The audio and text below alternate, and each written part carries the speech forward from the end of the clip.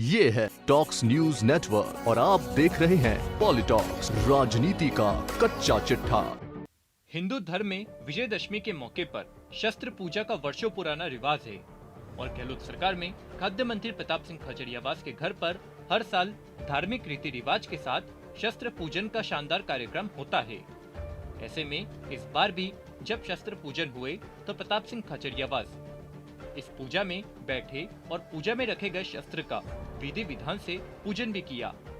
वहीं दूसरी तरफ राजस्थान कांग्रेस में जारी सियासी घमासान के बीच सचिन पायलट का कैबिनेट मंत्री प्रताप सिंह खाचरियावास के घर जाना और फिर मुख्यमंत्री अशोक गहलोत द्वारा उनको तलब करने को लेकर राजनीतिक गलियारों में चर्चाओं का दौर जारी है।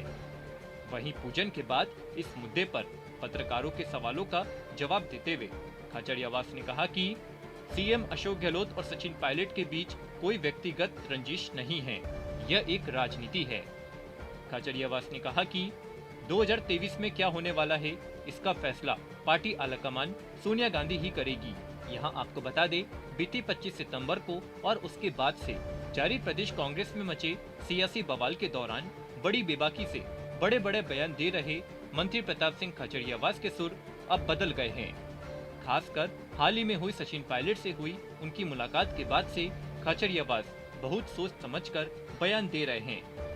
बुधवार को मीडिया द्वारा एक बार फिर सचिन पायलट से उनकी मुलाकात को लेकर पूछे गए सवाल पर प्रताप सिंह खाचरियावास ने अपना पुराना जवाब रिपीट करते हुए कहा कि सचिन पायलट जी कांग्रेस पार्टी के नेता हैं, प्रदेश अध्यक्ष रहे, उप मुख्यमंत्री रहे। मेरे घर आ गए तो उसके बाद पूरे देश में हो गया प्रताप सिंह खाचरियावास के घर पे सचिन पायलट जी गए।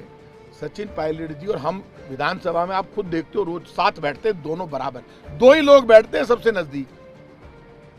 अब जो भी हुआ उसमें सचिन पायलट जी मेरे घर आ जाए तो दिक्कत, नहीं आ जाए तो दिक्कत। मेरे एक बात समझ में नहीं आ रही कि कल तक मैं और सचिन पायलट जी, अशोक गहलोत जी, बहुत प्रोग्राम ऐसे थे जिनमें एक साथ काम कर रहे थे, लड़ रहे थे। तो अब ये सब बातें इसलिए खत्म हो गई कि खुद अशोक गहलोत जी ने दिल्ली में जाकर बयान दे दिया, बात खत्म हो गई। अब क्या होगा क्या नहीं होगा ये सब आप जानते हो, मैं खुद कार्यकर्ता हूं। ये सब फैसला तो या तो ऊपर वाला भगवान जानता है, और अभी सब ठीक है, यही तो बात चल रही थी उस वक्त। मंत्री प्रताप सिंह खाचरियावास ने आगे कहा कि जब प्रदेश में इस प्रकार की घटनाएं होती है तो ब्यूरोक्रेसी को काफी आनंद आता है। अधिकारी देखते हैं कि सरकार तो उधर है, जनता को सरकारी योजनाओं का लाभ नहीं पहुंच पाता है। खाचरियावास ने कहा कि सीएम अशोक गहलोत जिस प्रकार से एक्शन मोड में आए हैं और मंत्रियों ने भी अपना कामकाज संभाला है, उसके बाद तय है कि सरकारी योजनाओं का लाभ आम जनता तक पहुंचाने में हम कोई कसर नहीं छोड़ेंगे। वहीं प्रदेश कांग्रेस में जारी सियासी घमासान को लेकर पूछे गए सवाल के जवाब में खाचरियावास ने कहा कि देखिए, एक बात ध्यान रखें, ये सारा मामला क्या होगा 2023 में, कैसे लड़ा जाएगा, ये फैसला कांग्रेस की राष्ट्रीय अध्यक्ष सोनिया गांधी जी करेगी। और इस वक्त तो कांग्रेस की सरकार राजस्थान में है, मुख्यमंत्री है, मंत्रिमंडल है, सरकार है, सब मिलकर आगे बढ़ रहे हैं। तो इस वक्त ये डिस्कस करना बड़ी अजीब सी बात है कि क्या होगा। तो सरकार तो चली रही है, और सरकार में हमारे कांग्रेस परिवार में कहीं कोई बात चली है तो ये तो डेमोक्रेसी है। जिस कांग्रेस ने देश में डेमोक्रेसी लागू की, उस कांग्रेस के अंदर यदि डेमोक्रेसी के अनुसार कोई बातें उठती है तो उसको एक हेल्थ डेमोक्रेसी के रूप में लेना चाहिए, एक स्वस्थ। वहीं प्रदेश में लगातार बिगड़ती जा रही कानून व्यवस्था को लेकर पूछे गए सवाल के जवाब में मंत्री प्रताप सिंह खाचरियावास ने प्रदेश के मौजूदा कानून व्यवस्था को भाजपा शासित मध्य प्रदेश, उत्तर प्रदेश और हरियाणा से 100 गुना बेहतर बताया।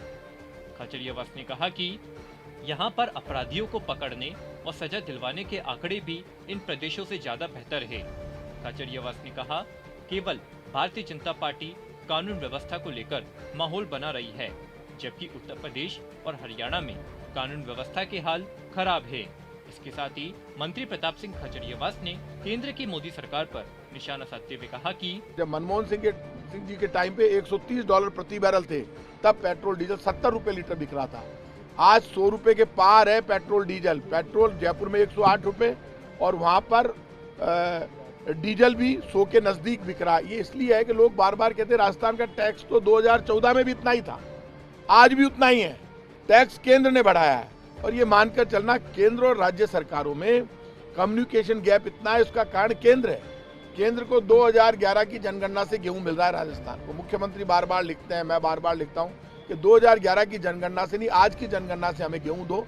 पॉलिटॉक्स ब्यूरो, जयपुर। ये है टॉक्स न्यूज नेटवर्क और आप देख रहे हैं पॉलिटॉक्स, राजनीति का कच्चा चिट्ठा।